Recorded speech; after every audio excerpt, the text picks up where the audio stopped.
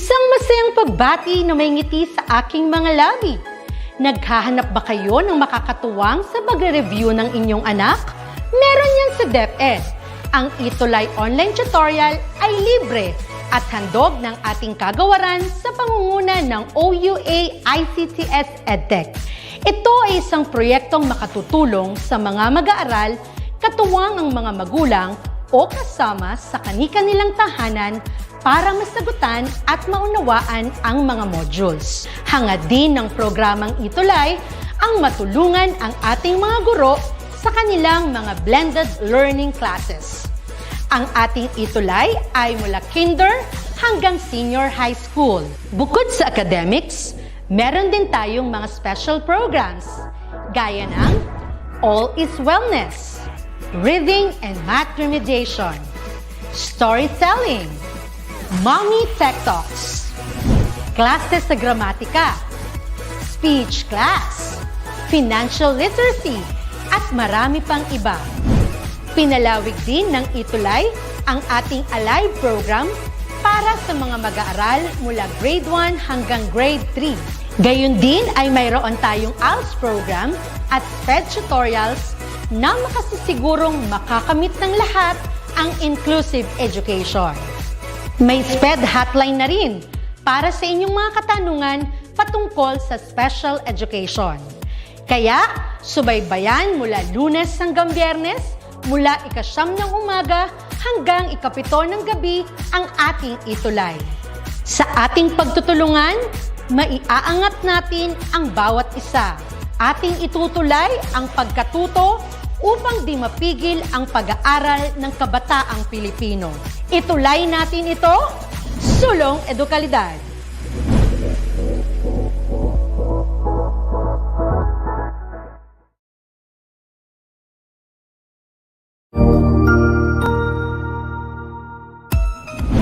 Mabuhay! Good day to all! I am your tutor Madge. Welcome to ETUlay, a free online tutorial, an initiative of the Department of Education, Information and Communications Technology Service, Educational Technology Unit, ICTS EdTech. This program is aimed at helping and assisting learners from kindergarten, senior high school, ALS, Alive, and SPED learners. Aside from answering the modules, the ETUlay is offering programs which you will surely look forward to. Together with our parents and teachers, the ETUlay will bridge the gaps where difficulty and ease meet in learning new knowledge and skills. So, let us prepare our modules, pen and paper. Ready your mind to see and hear worthwhile and interesting lessons. Let us now study and learn, together with our volunteer online tutors. Tara na!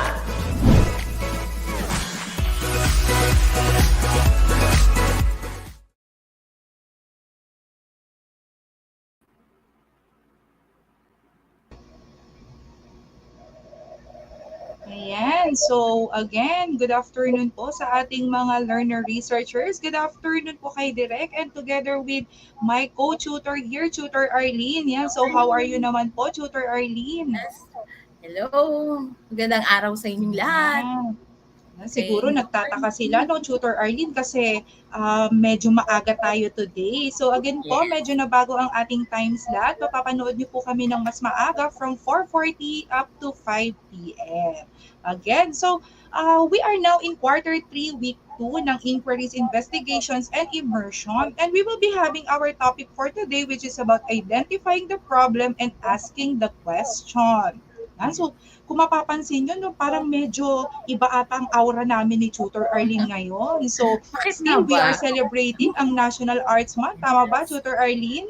Yes, Ma'am Tina. So, parang mukhang musician, naka-headset. Yeah. So, mapapansin nyo ang aura ni Tutor Arlene ngayon, medyo parang mukhang artist. Yan. So ano nga ba ang meron for today? Medyo tignan natin kung ano nga ba ang pakulo namin ni Tutor Arlene for today. As you can see, medyo bihis si Tutor Tina at si Tutor Arlene. Yung makeup medyo compared sa typical na makeup natin, medyo lumevel up na rin tayo because we are in the ETUlay level up na.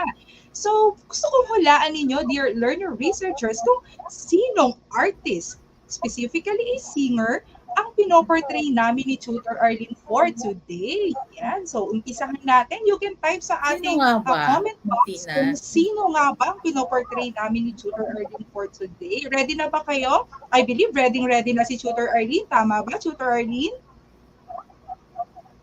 Yan. Okay. So, Of course, yes, syempre. yan. Ready na. Yes na yes si Tutor Arlene. Ano? So, according sa aking nakalap na information, itong pinoportray ko na artist, binigyan ng award as Best Asian Artist at the Mnet Asian Music Awards in 2012. So, sino kaya ito? Itong pinoportray ko na artist na ito. So, aside from that, she was inducted into the Anak TV Hall of Fame in 2013. She is also considered as the best Southeast Asian act at the MTV Europe Music Awards in 2014. Yan, ako, napakaraming award naman itong pinoportray ko. Best-selling Filipino artist at the 22nd World Music Awards. Best Asian Performer at Classic Rock Roll of Honor Awards in 2016. And Goodwill Ambassador for Music of the National Commission for Culture and Arts, and a recipient of their Ani ng Dangal or Harvest of Honors state recognition for multidisciplinary arts. And your last clue, sikat siya sa pagkanta ng Forever's Not Enough. Sino kaya itong pinoportray ko, no? Mga learner researchers. Sino kaya? Para siyang isang bituin dito. or tala. Meron mga meetings dito, actually, Tutor Arlene, no? So, nanonood na naman ng ating very active na mga students from SDO Isabela and also from SDO Pangasinan too. So, sino kaya ito? Nahulaan nyo na ba? So, medyo kamukha ko daw talaga to eh. Talagang super duper kambal yata talaga eh. Yan. So it is Mrs. Sarah Geronimo Gudicelli. Yan. So ito ang pinoportray ko for today. Yan. So medyo tumama siguro sa buhok. You know, medyo buhok lang yata, Tutor Arlene eh.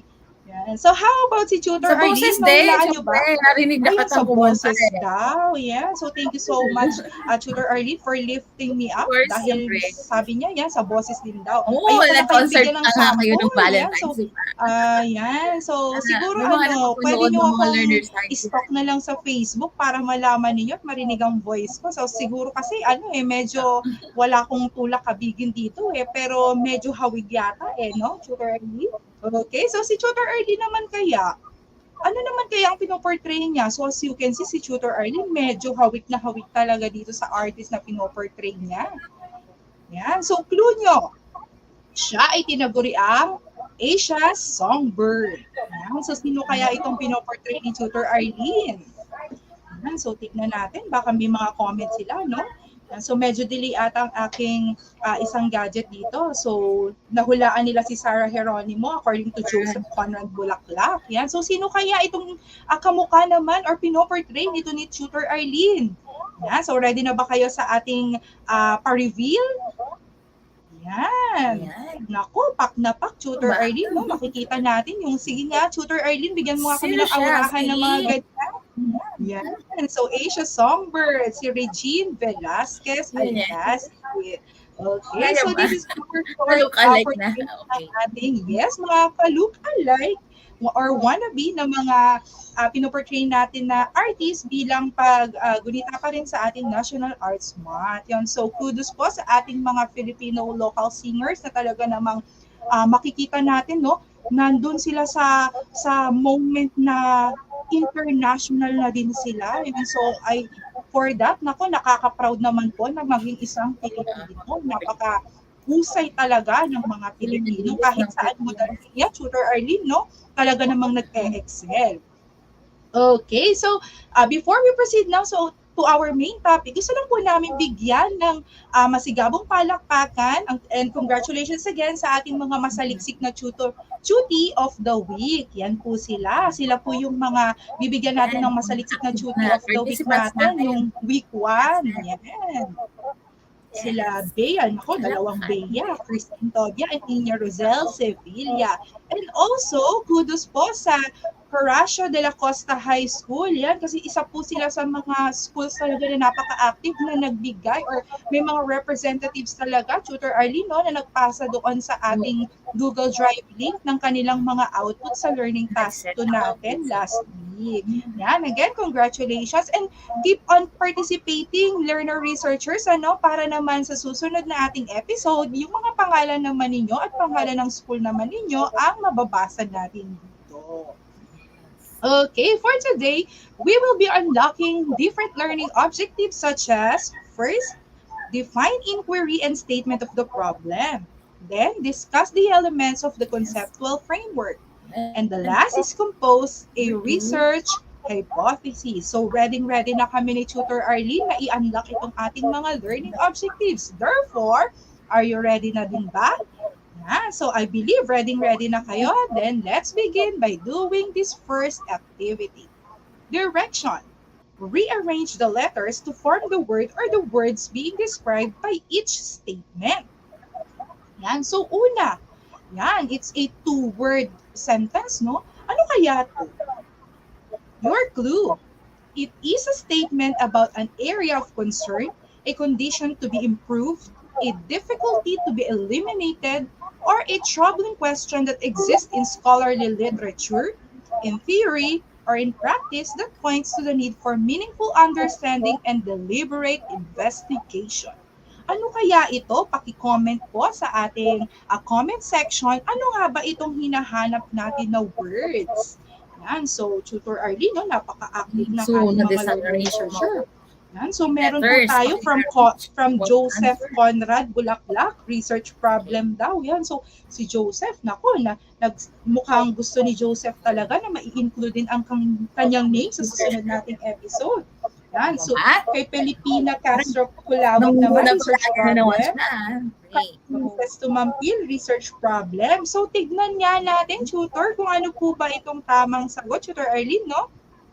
Yan. It's a research problem. So what is a research problem? So sabi dito, it's a statement about an area of concern. So meaning to say, when we are talking of the research problem, ito yung kumbaga parang introduction natin. This is where yung umiikot yung problems na needs to be solved dito sa ating research. Yan, dito ilalagay kung ano nga ba yung mga nakikita natin difficulties at kung may mga existing theories that we want to point na ay ito medyo hindi pa natin napuprove kung talaga nga bang ito ay tama. So gusto natin gawan ng another research. Yan. So dito mo sa research or sa research problem ilalagay yung synthesis ngayon ng mga existing problems or yung point na gusto mong ibigay sa mga readers natin as to why do you conduct your research at kung ano ba ang isosolve ng research paper mo.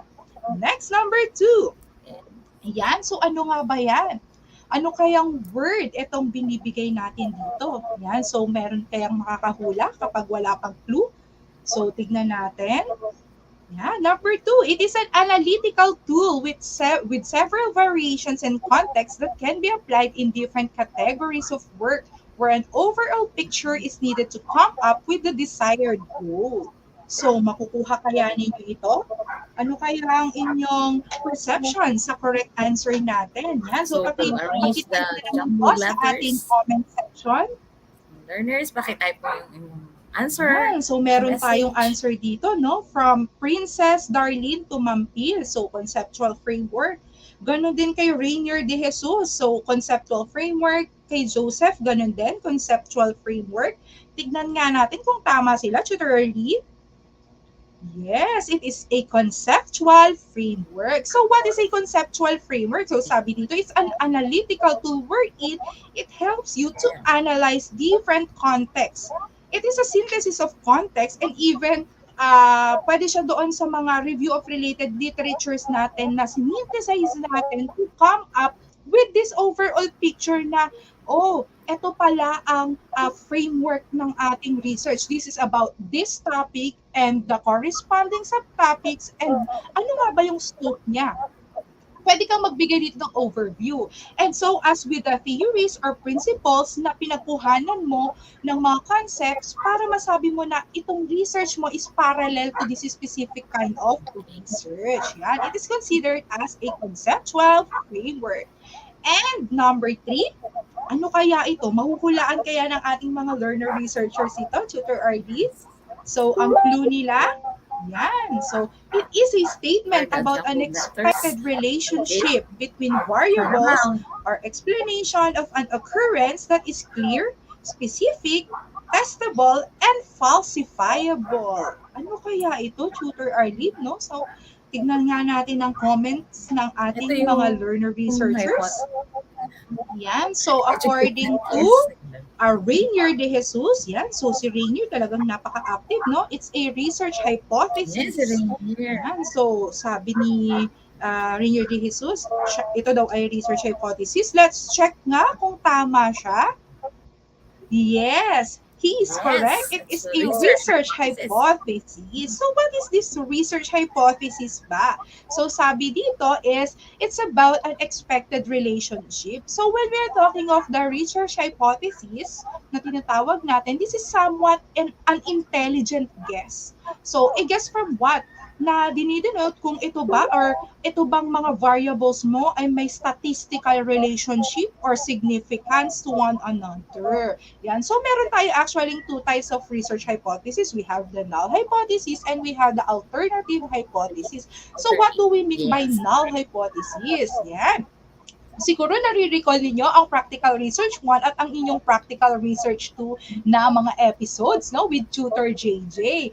And pag sinabi nating null hypothesis, ito yung merong no significant relationships or significant na difference. Pag sinabi naman natin na between variables yun, no? Or sa set ng variables ninyo. Pag sinabi naman natin alternative, of course, this is the opposite. Kapag pag meron dito namang significance or may significant relationship or difference, ito yung tinatawag nating alternative hypothesis. So, siguro na-encounter nyo na yan. So, nare-recall nyo na ngayon.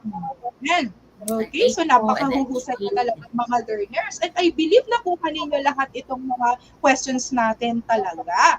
Now, when we are talking of the problem statements or background of the study, as we have mentioned, di ba, meron tayong 3 hinulaan na terms doon. Isa-isahin natin sila. So let's start with the problem statements or the background of the study.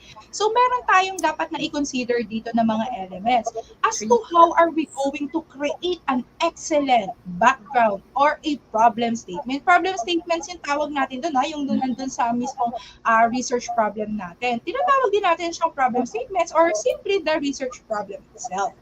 And so first, the problem itself stated clearly and with enough contextual detail. Yan. So dapat talaga kumpleto yung details mo. You cannot give a specific data or you cannot give a valid data without yung mga details niya na kahit na napakaliit is relevant.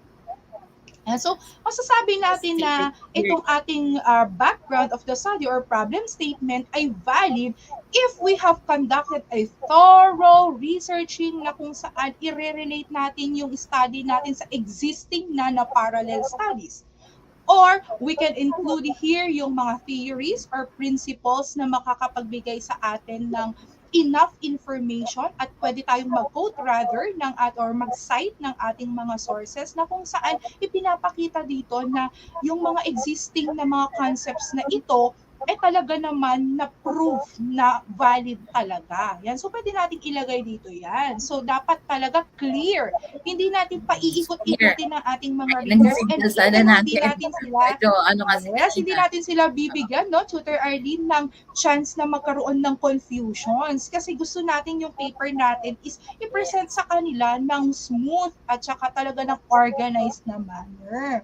Another element is that the method of solving the problem often stated as a claim or a working thesis. Yan. So sabi dito, yung way or yung method, your strategy, you include it in your problem statement or yung sa research problem mo. paano mo isosolve ang specific na mga problems mo? How are you going to do that? How are you going to conduct this research? Ano ang mga With ways mo or scientific method. strategies na gagamitin to solve these problems? Yan. So you include it doon sa iyong research problem para bigyan mo naman ng konting or pahapyaw, pahaging na information ng ating mga readers. Yan. And of course, the last is the purpose, statement of objectives and scope of document the writer is preparing. Ano yung purpose ng research na yan? What are those objectives? And the scope. Hanggang saan ang sakop niya? Be it on the locale, on the participants, bigyan mo rin ng pahaging doon sa background of the study so that your readers now will have enough information as to how your research will go or kung paano siya tatakbo, kung paano ba ang flow ng iyong research. Yan. So, dapat yung mga elements na yun, i-consider natin in creating our research background or yung research problem natin. So, take this as an example. So, if you can analyze, yan, tignan natin, ano nga ba ang mali or hindi naman mali, sabi natin kulang kasi ang ibinigay nating example dito is hindi yung buong research problem talaga natin, ano? Or yung sa statement or yung doon sa background natin. So, basing on yung tatlong elements natin, ano kaya ang kulang dito? So, you can type sa ating comment box kung ano sa tingin niyo yung kulang or ano lang yung meron dito. Yan. So, again po, you can type sa ating comment section, sa comment box natin. So, hello po sa ating mga viewers. Keep on sharing po and Ayan, keep on sharing this po para po to help ang ating mga learner researchers para naman maintindihan nila ang ang 3I. So, hi to the San Fabian National High School, headed by our very competent na school head, Dr.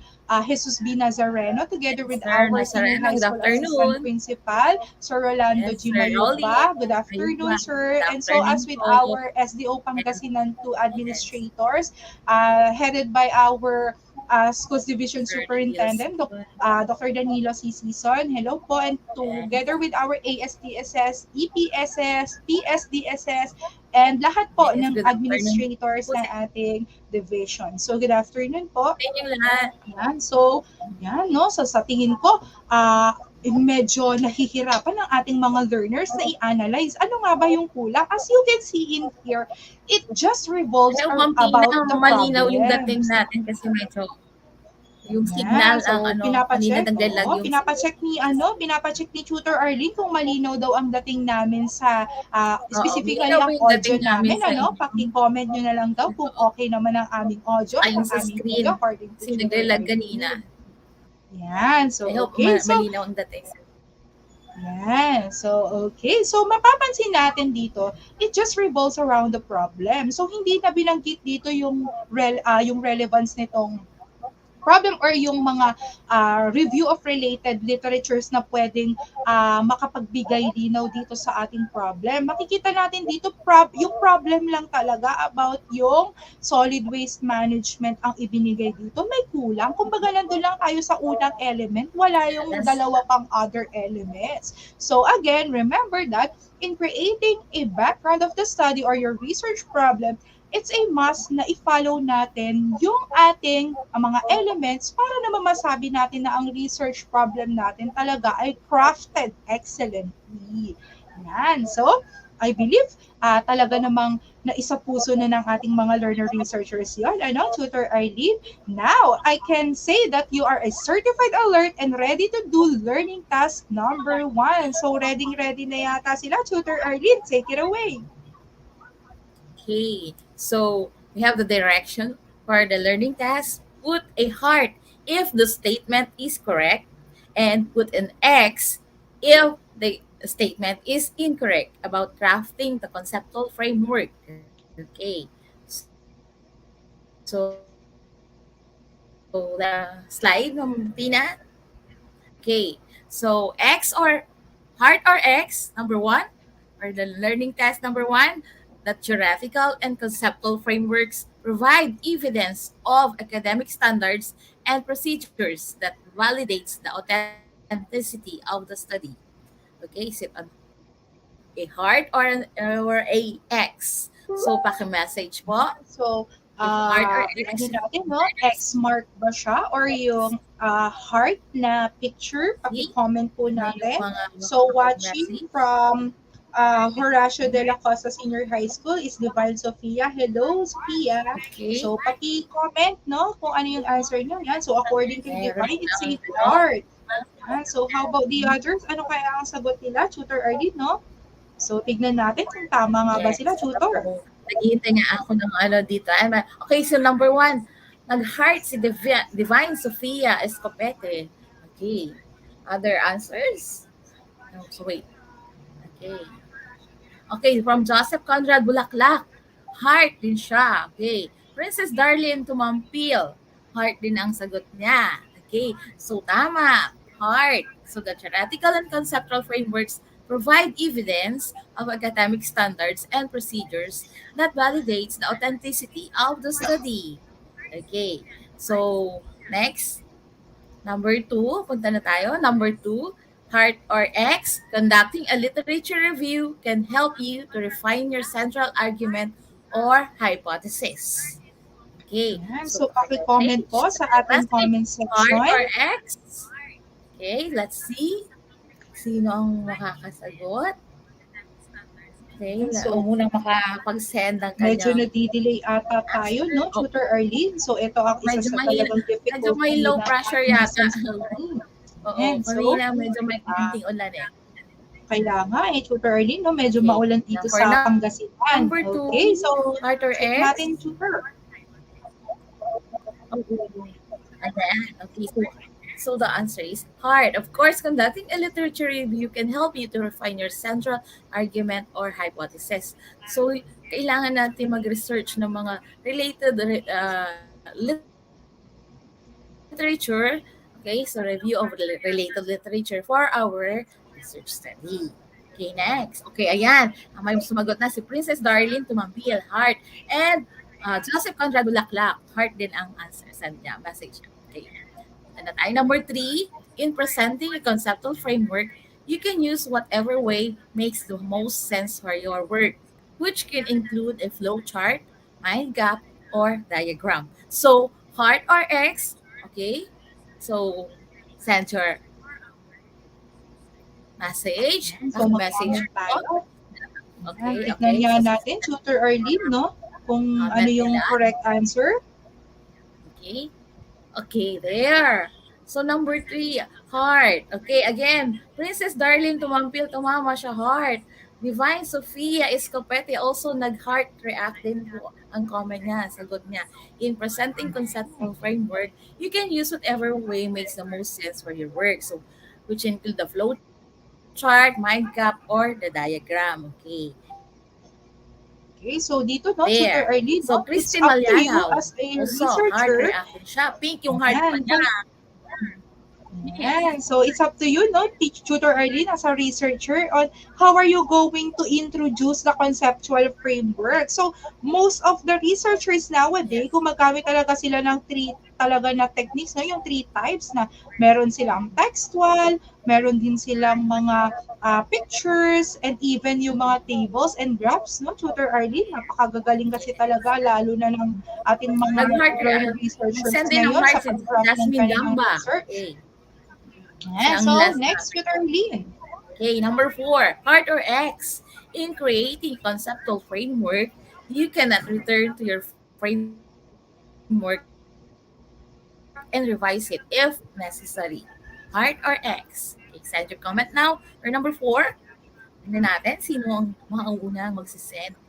Tignan Comment kaya yan. natin ano kaya yung correct answer, Yes, no, online. Tutor Arlene. So, i-reveal na natin ang ating sagot. Okay, there.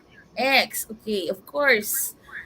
You can revise your conceptual framework if there are revisions needed. Okay, so you can return also to your conceptual framework if there are revisions that need to be edited. Okay, there. So ayan, si Joseph Conrad Bulaklak, X. Okay, ang answer niya sa number 4. Also again, Divine Sofia Escopete, Princess Darlene Tumampil, X. Ang number 4, X. Okay? Okay, so very active sila. Jasmine Gamba also X. Josavina Verkila X. Ang sagot nila. Okay, na madami na sila na nag-send ng comments. Okay. And number 5, heart or X. Conceptual frameworks always have to include a diagram or graphic. You cannot always present the same information and evidence by writing or narrative na naman ang unang makapag-send ng kanyang message sa comment box. Number 5. Okay, pahabol si Christine Malyanao, X na number 4, Jersey Rosales. Okay. So, tignan natin, no? Tutor Arlene. Okay, number 5 is X. Okay. So, okay, you cannot always present the same information and evidence by writing a narrative. So, conceptual frameworks always have to include a diagram or graphic. Okay, so you can always present that. The same information and evidence by writing a narrative. May paragraph din yan yung inyong conceptual frameworks na explanation. Okay? There. So, ma-answer na So, sila. sabi nga natin, Prince so sabi nga natin kanina, no? Ayan. So, sabi natin, Tutor Arlene kanina, no? It's their technique kung paano nila i-represent ang kanilang mga conceptual framework. So, kung gusto natin maging excellently done, of course, include natin not just textual or narratives, but also graphics and even yung mga photos or pictures na na-represent ng ating mga, kung halimbawang models yan or theories, na mas makikita at makakapukaw ng atensyon ng ating mga readers. Yan. So, yan. Good job sila dyan, Tutor Arlene, no? So, meron na naman sila task 1, completer badge. Okay. So, I believe, Tutor Arlene, dire-diretsuhin na natin, no? So, when we are talking of... Overtime tayo the last Kaya time. nga, baka mag-overtime na naman tayo, Tutor Arlene. Yan. So, conceptual framework. So, nandun na tayo sa pangalawa about conceptual framework. So, when we are talking of the conceptual framework, we can consider these tips para mas maintindihan natin na ay, ang conceptual framework pala, dapat ganito ang gawin natin para naman masabi natin na talaga namang napakataas ng kalidad ng ating research.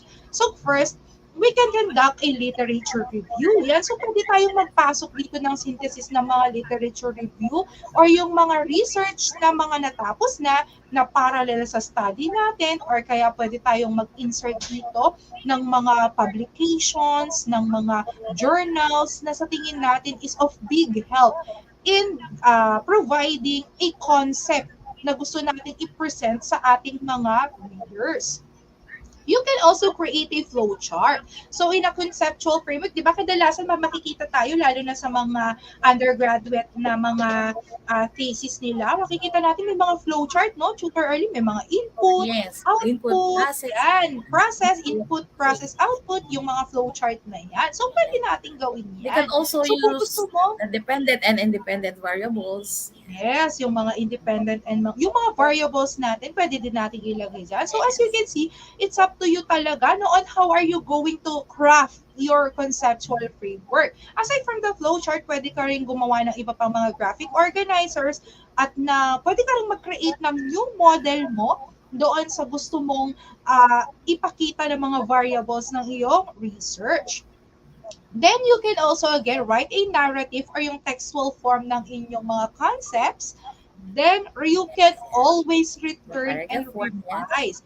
So na-remember ko pa, Tutor Arlene, no, kapag magkakanta ka ng action research sa atin sa DepEd, no, yung tipong ang file name na talaga ng ating mga research is Research 1, Research Edited, Research 2, 3, hanggang hindi maubos ang number, no? Tapos meron yung final na to, final na talaga, no? As you can see, no, yung siguro nakaka-relate ang ating mga students dito, Tutor Arlene, kasi hindi talaga tayo makukontento doon sa na-craft na natin before. We need to update, we need to include yung bigla na lang natin na naisip na sa tingin natin makakadagdag para maintindihan yung ating research paper, or may nakalap tayong bago lang or latest na information. Pwede natin gawin or gamitin yun. Pwede talaga tayong mag-revise ng mag-revise.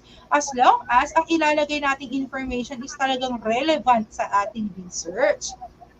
Yan. So, yan, hindi natin Yes. namamalayan, Anak Tutor na Early, mga learning na-unlock na pala natin objectives. ang dalawang learning Mhm. objectives and meron na lang tayong isa. Yes. Yan, isang learning objective na lang ang ating i-unlock for today. Okay, so Tutor Arlene, I believe they are Yes. still Okay. enthusiastically ready and they are Yes. ready Dami now pa to mga do online, the nandiyan na task sila. number Mhm. yan, two. Okay. Okay, so Tutor Arlene, take it away. Okay, let's do task number 2. Write the word do if you think that the statement is correct, and don't if you think that the statement is incorrect. Okay, so let's go to number 1. Okay. In stating hypothesis, you need to be uncertain on reading the subject matter to explain it before making a final decision. Do or don't. Yan, so Okay? pwede po kayong Write mag-comment your sa comment, ating chat answer in box, comment sa ating box. comment Okay? box rather. Yan, so good afternoon sa ating mga learner researchers. Yan, so keep on From sharing po para naman ma-share din natin ang information sa buong Pilipinas. No? So since we ABM are students nationwide tayo in here dito. from Oo. point to point, from region to region. Yan, so hello po sa ating Gracia de la program Cruz head, si High Tutor School, si Ronald Raven Cavillon, na Omela, talaga namang mga competitive ABM at students ang siguro dito. yan. So, siguro one of these days, no, pwede na natin siguro makasama din si Tutor Ronald, ang aming program head sa research. Yes. Okay, so ang dami Yes. din nating mga nag-comment na mga Okay. students, Tutor Arlene, no? So, i-reveal na Okay, so natin. do or don't. Okay, may answer na. Si Natin. Kristen Jane D. Desenilia, ABM 12. Okay, ang answer niya hard. Number, So, don't. Okay, hindi number to si hindi Princess maka-move on si Christine, no? Mali siya sa Tutor Arlene, hindi hard talaga ang siya answer niya. maka-move on. Don't Hard ang pa rin. sagot ni Princess Darlene. Okay, Kristen Tobia also don't. Okay, Melanie De La Cuadra don't. Okay, Kristen Jane. Oy, nag-heart react na number 2. Late siya. Yung ang sagot niya, pasok niya. Rose Rainiel Cabrera Ritua, don't. Okay, siguro don't ang answer. So, tama ang sagot nila. So, in stating a hypothesis, you need to be uncertain.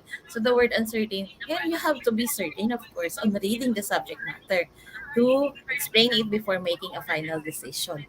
So, there's the keyword there, uncertain. So, that is don't. Okay. Yes. Next, number 2. Okay, ready na yung sagot sa comment box. Number 2, your hypothesis is what you propose to prove by your research. Do or don't. Okay. Yan. So, Okay, for paki-comment number at 2, mga answer, no? Tutor Arlene, siguro medyo nadidelay ang may ating mga internet sa signal connection siguro sa... yan. Tina. Yes. Ito May po number isa 4 and sa 5 ating na X mga... na ang sagot nilang pumapasok dito. Yes, opo, no? Tutor Okay, Arlene. and So, more medyo on ABM nag-delay students ang sila. mga dito online and student Okay, na-reveal na natin, Tutor Arlene. Okay, so do ang sagot for number 2. Yes, si Princess Darlene Tumampil, tama. Do. So your hypothesis is what you propose to prove by your research. Yes. Okay. Next, number 3. Let's go to number 3. Ayan, sila Josa, Vina, Verkilia. Ayan. So number 3, avoid judgmental and critical words in your hypothesis. Okay. So puro number 2 pa lang yung sa mga pasok na sagot nila. So number 3 na po tayo. Okay. Okay, Medyo, so it's a basahin ko don't na or lang yung mga nag-answer ko. Okay, Rose Reyes, Shaina Claire, Jocelyn Jean Soyum, Jamaica Villosis, Kathleen Faye Corrales, Sofia Blanca Makalintal, Divine Sofia Escapete. Okay. Meron bang number 1 answer niya? Si Christine Janger, si Rosales. Ayan, meron na pumasok ng answer niya, number 3. Christine E. Topia. Okay. Do ang sagot. Jersey Rosales. Jamaica Villoses. Do din sagot. Sa number 3. So, ayan, marami na ang pumapasok. i-reveal na natin, Tutor Arlene. Marami na tayong, okay. So, do nga ang sagot. Okay, do avoid judgmental and critical words in your hypothesis. Okay, so tama sila. Ang gagaling ng mga learners natin online. Okay, Tutor Arlene, talaga namang nakikinig sila. oo, mukhang alam na agad nila itong lesson natin beforehand. Yes. Talaga namang masasabing certified masaliksik sila, Tutor Arlene. Okay, so na tayo sa number 4. Be certain that each term of your hypothesis is clearly understood and defined. use highly technical terms. Okay, so those are the keywords. So if you remember the lessons before, yung mga discussion, do or don't ang Yan. ang So, number four. Tutor Arlene, Ano no, ang actually, this is the continuation of practical research 1 and 2. Kaya siguro talagang yes. medyo na ma-master na ng ating mga Okay, ayan na, learners meron na for ito. number 4 answer. Meron na si Princess Darlene Tumampil. Do. Raven Omela. Do. Jamaica Villoses. Do ang sagot. Okay? Tama ba ang Teacher Tina? Parang, ito. Si Christine Itobia. Don't ang sagot niya sa number 4. So, ang tama, si Christine Itobia. Kasi andyan na yung keyword na use highly technical terms. So, don't yan. Kasi mahihirapan umintindi yung mga readers natin kung mga highly technical terms sa mga gagamitin sa hypothesis. Yes. So dito, no, Tutor Arlene, medyo na-confuse ang ating mga learners. Halos lahat sila nung sinabi Ang nila daming is do ang do. answer. Yan. So, That's siguro number yung 4. first statement kasi sa Ayan, tingin nila is 700 correct. lahat. No? Pero yung Yes. yung follow-up na statement is ito yung Sir, talagang yung nagbigay term sa is- atin ng answer na Hypothesis is doon. clearly understood and defined. Oh, yes. Yan. With so the tama keyword si use Tutor highly Arlene. technical terms, don't yun. Okay? Yes. Kasi dapat, no, lalo na Okay, Tutor the last Arlene, no, one? kapag ka medyo bago pa, yan. So, pag additional lang, Tutor Arlene, no, kapag medyo bago or hindi pa masyadong sige. ganun ka-expert ang ating mga readers, hindi nila maintindihan yung Yes. flow ng research, lalo na kung gumamit tayo ng technical terms dyan para lang masabi na talagang ang gagaling nating researchers, no? Scientific. So, be simple. Yan. Oo nga, no, Tutor Arlene. Okay, so number 5. So let's go to number 5. Specify, if appropriate, whether you will be dealing with state or federal law or both on a comparative basis if appropriate. Okay, do or don't. Okay, so let's see. So, Comment your answer for number 5. Okay, ito si Christine Jane de Sanilla. Yung heart and expanse. 1 to 5 ang sinasenen niya. Okay, Hindi now, siya talaga si Divine makabobo, Tutor Sophia Arlene. Escopete. Okay, answer niya is number 4. Number 5 is do. Oh, yeah. Number 1 to 5 ang sinagot niya. Divine Sophia Escopete, Grace Cruzado, do. Christine Maliano, number 5, do. Christine Tobia, number 5, do. Pero do ang sagot nila, Josevina Marquila, Kathleen Faith Coranes, Melanie de la Quadra, Percy Ann Morga, and Nicole Aiza Bautista, yan. Jessie Rosales, Rose. I-reveal na natin, Tutor Arlene. Cabrera rito. Okay, so do nga ang sagot for number 5. Okay. So, ang gagaling ng mga learners natin. Mga So, ABM sila. Oo, puro Yan, mga talaga ABM naman, no? students. So, Okay, we need okay. to specify talaga natin kung what type of law kasi we are dealing with a law, meaning to say pag law talaga, ito yung hindi mo na talaga pwedeng i-change, Tutor Arlene, no? Unless another law is there to change it. Kaya be careful tayo dito if we are stating it So, as state a- yung mga as a citation or source step natin, orders, no, mga information. Yes, tama. Okay. Yan. So, nako, Tutor Yes, Arlene, good siya. napakahusay Sa talaga mga ng learners ating natin mga- online. Yes. Yan. So, natapos na naman nila ang task 2 natin, Tutor Arlene. And remember po, sa ating mga dear learner researchers, you will be expressing your hypothesis in 3 ways. So, nabanggit natin doon sa activity or sa task natin with Tutor Arlene na ang hypothesis talaga, ito yung makakapag-prove later kung merong relationship or statistical relationship ba ang ating mga variables. So, pwede natin ang hypothesis natin na i-express in 3 different ways. So, una, pwede as a one-sentence hypothesis like, there is no significant relationship between variable A and variable B. So, as simple as that. Pwede yun. Or as a title for your paper. And so, pwede itong hypothesis natin, ito na rin yung maging title natin. So, we can craft a specific title. Like, for example, the difficulties encountered by students in the distance learning. So, ano ba yung pwede nating gawin pa ng mga titles na sa tingin natin is pwede nating i-express na din ang ating mga Yes. hypotheses. Yan, or pwede din nating sabihin na the significance of blended learning and the dilemma experienced by the learners in this pandemic. Yan. So, pwede yun, no? Binigay natin doon yung significance na relationship na sinasabi natin. Yan. So, another is as a research question. Yan. So, pwede rin natin gamitin yun as a research question talaga. Yung nandoon siya sa ating statement of the problem. Yan. Pwede doon. Or pwede rin naman mismo sa background of the study natin. Ilagay natin yan doon. And so again, there are three ways on how are we going to express our hypothesis. Example of a research hypothesis is this. Yeah? So the question is, does taking aspirin every day reduce the chance of having a heart attack? For the null hypothesis, taking aspirin daily does not affect heart attack risk. Yan. So, nagbigay siya ng null hypothesis dito, no, na does not affect. There are two variables dito, no, yung taking ng aspirin natin daily and yung heart attack risk. Yan. So, pwede tayong gumamit din dito ng alternative na taking aspirin daily does affect or affects heart attack risk. Yan. So, pwede yun, no? So, again, meron tayong three ways. Pwede rin tayo na gumamit ng talaga namang yung mga ginagamit commonly ng ating different researchers na yun nga, yung nag-state sila ng null together with the alternative hypothesis. But as of now, no, Tutor Edith, even yung null hypothesis na lang ang ilagay mo doon, it's okay na kasi automatic naman the opposite of that is yung alternative. If you cannot accept the null hypothesis, automatic you are going to accept the alternative. So, pwedeng kahit yung null hypothesis na lang ang ilagay natin sa ating mga research paper.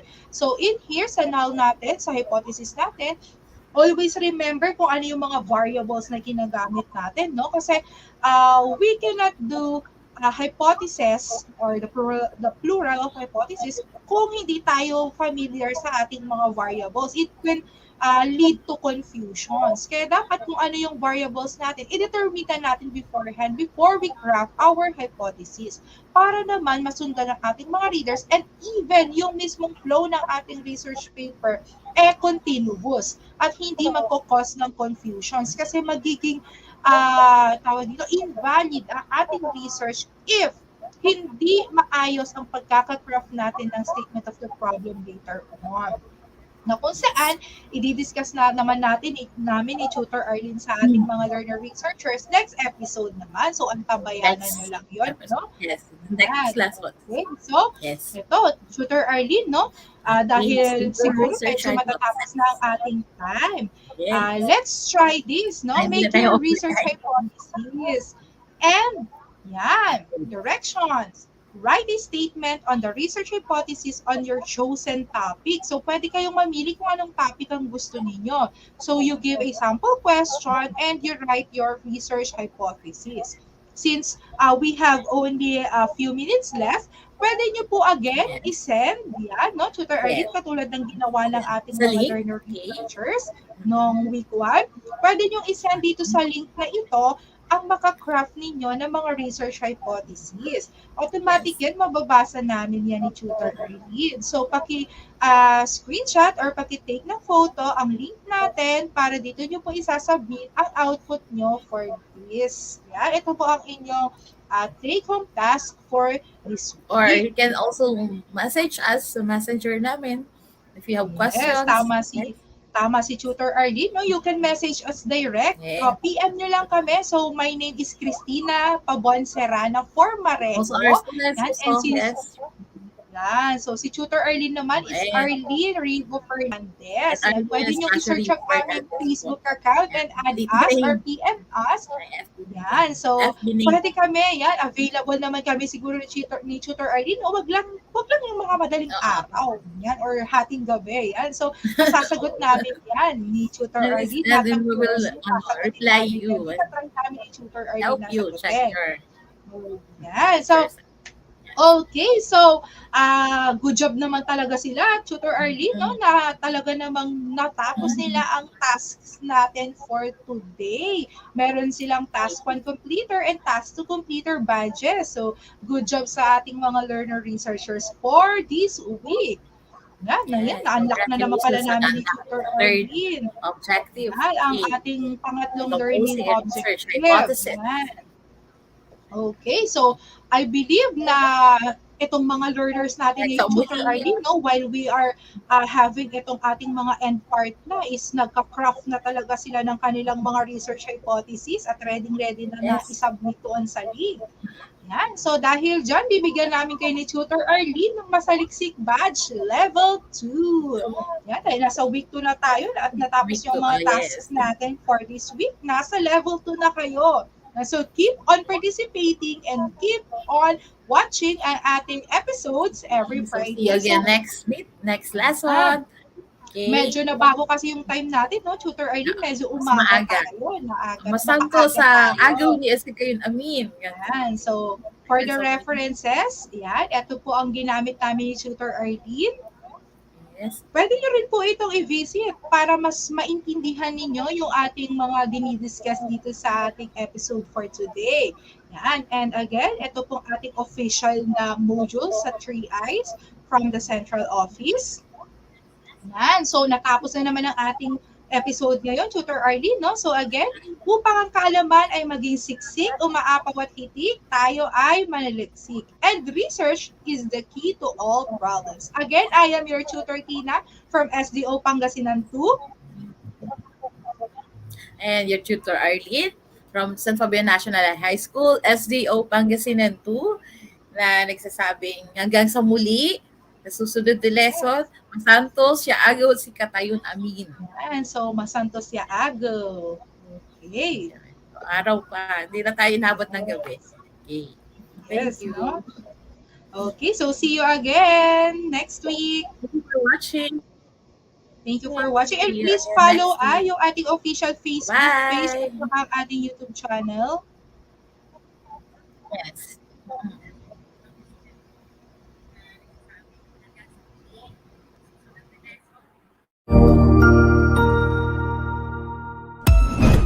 Ang husay naman! Natapos mo ang iyong tutorial session kasama ang iyong mahusay na ETUlay tutor. May bago ka bang natutuhan?